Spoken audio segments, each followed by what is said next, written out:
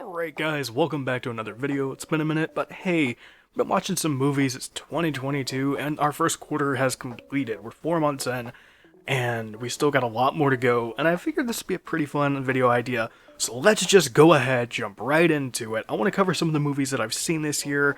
Right now, I'm just going to jump around my list. Hopefully I get to cover them all. There's 10 here. If I forget any, I'll just list them at the end. They just clearly were forgettable to me. Let's just go ahead and start it out. Scream was the first one I actually watched this year, and Scream 5 didn't need to happen. I was very satisfied with what they did in Scream 4. Sure, it was nice to see them all again 10 more years later, but for me, I really could have done without this movie. But at the same time, also really found myself enjoying a lot about it.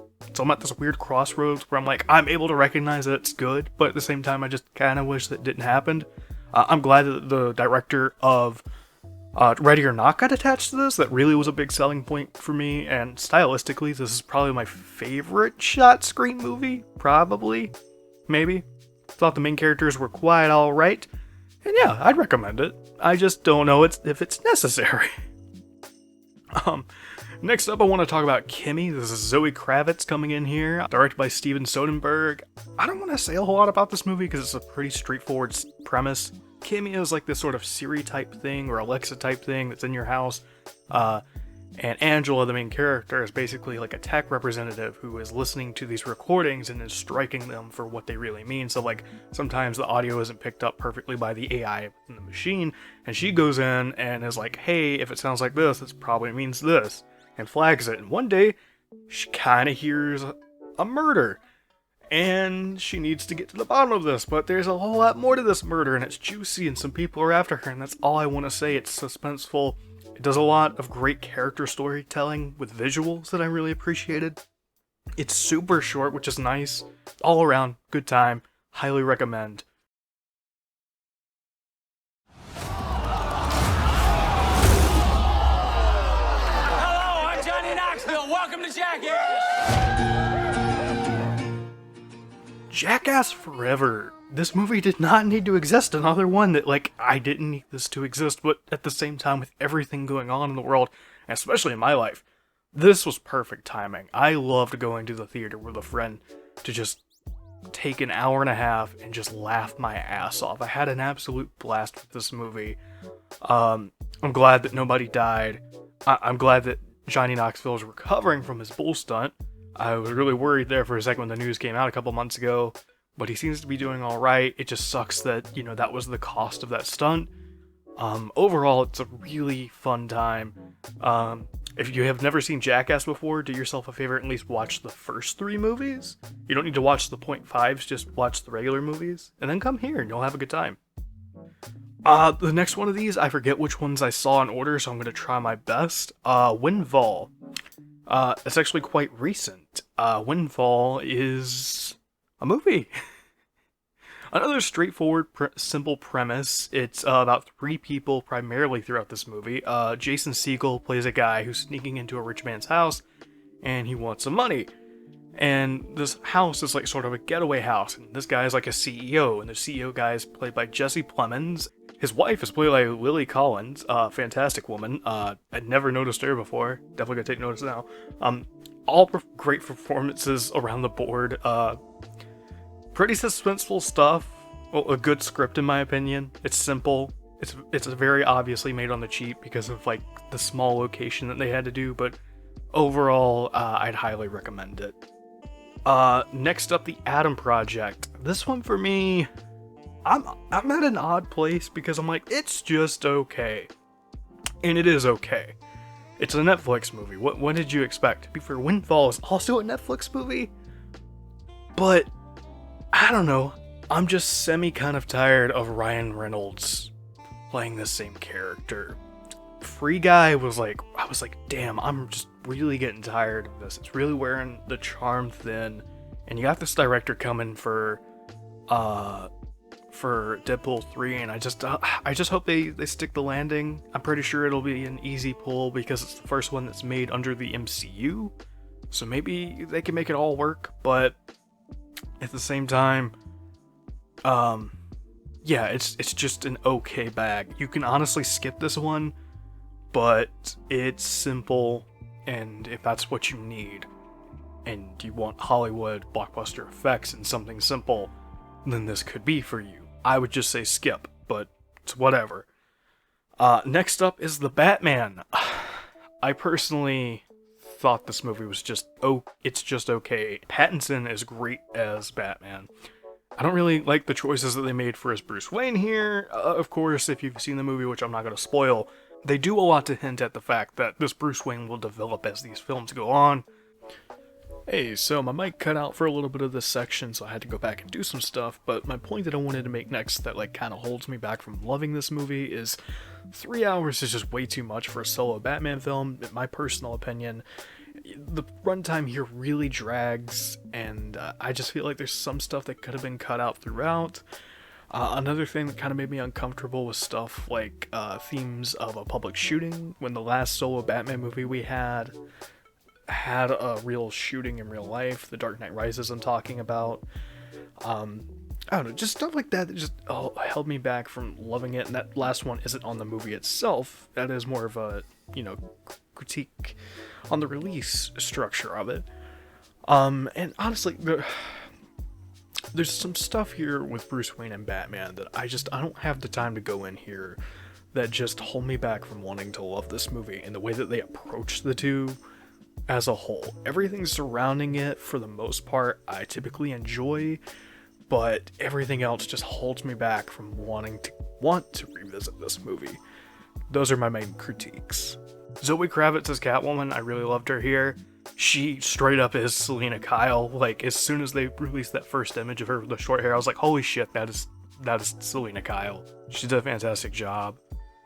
If anything, screw all these other spin-offs. I don't want an Arkham Asylum spin-off. I don't want a Gotham PD or Penguin spin-off. I want to see her spin-off. Which they'll probably just reel into, the next Batman movie. Yeah, I would just say skip the Batman. That's just me personally.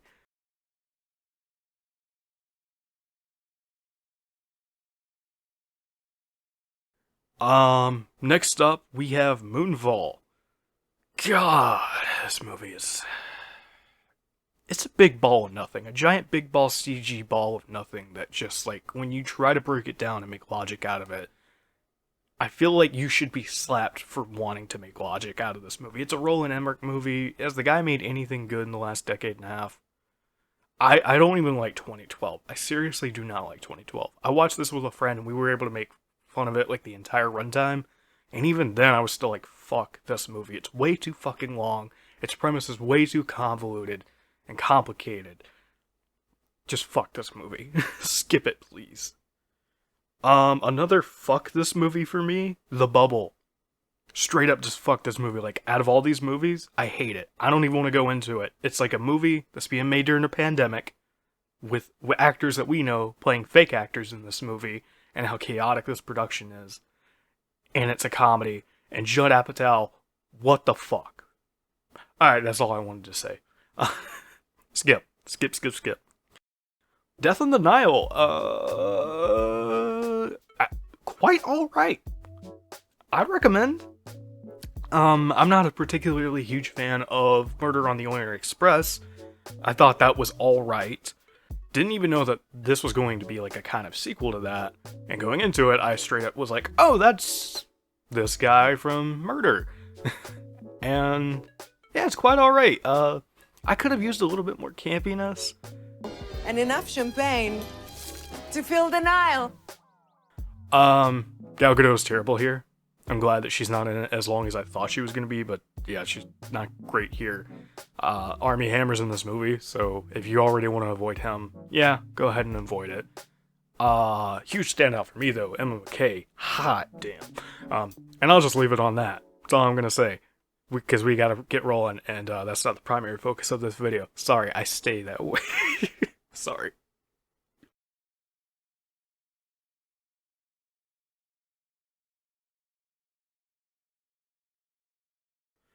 I'm looking at my list, and the last one I have to cover is X.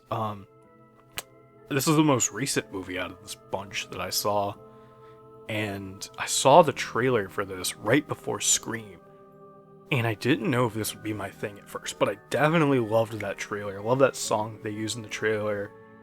And the more I kept seeing that trailer pop up, I was like, alright, yeah, I'm intrigued. You got me. Let's do this. And my butt was in the theater. I wanted to go see it opening weekend. Me and my friend were going to go see it. Then as he was getting in his truck, because I was going to ride with him, his key like snapped off in the truck door. And it sucked because he had to wait like 2 days to get a new key. We obviously didn't go to the movies because there was a bunch of trouble with that going on. So yeah, we just didn't go. So 2.5 weeks later, I caught one of the last showings before it went out of theaters. Loved it, loved it, loved it. I could go on for why I love it for so many reasons. Probably deserves its own video. Will I make one? No. Sorry. But everything that it's trying to do, it succeeds in. For me, there's one tiny thing that I didn't like, and this I'm saying this as it's my favorite movie of the year so far, but like one tiny thing that I didn't like was some editing choices where they would cut back and forth between some stuff in between sequences. That's just me. That was my own thoughts. But overall, everybody here is great. Mia Goth is really great. Scott Mescudi, I'm assuming his name is, because he's Kid Cudi. By the way, love Kid Cudi. I love Man on the Moon 3. That people are sleeping on that album. I swear, it's a great album. Go listen to it. Martin Henderson, not related to me, by the way.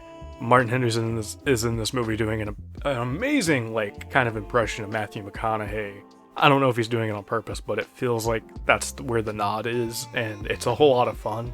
Honestly, everybody here, down to a T, is just fantastic. I can't talk about how much I love this movie in this small segment, because I'm just not going to do it justice. But out of all of these, this is the one that I'm like, if you're over and I have all these in front of me, yes, I'm putting this on right now. We're going to watch it. So yeah. That so far is my list of 2022 that I've seen so far. Those aren't ranked in any particular order, but surprisingly that last one was my favorite.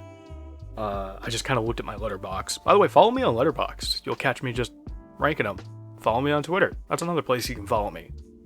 I'd love to begin to make more videos. I've got a few editing projects under my belt, so I don't know if I can squeeze them in. Excuse me. I'm gonna do what I can. I'm not filming videos, so that's why you see like a lot of gameplay going on, and I hope that's okay. But yeah, thank you guys so much for sticking with me. It's been a rough few months. So personal things just going on, living situations, family situations that just sadly can't be the same anymore for me. But I hope that the year is treating you right. I hope that you're in a good place. That's all I'm wishing. And I hope that when you get done watching this video, whatever time it is of the day for you, I hope that you continue to have a great day, because you deserve it. And thank you for tuning in.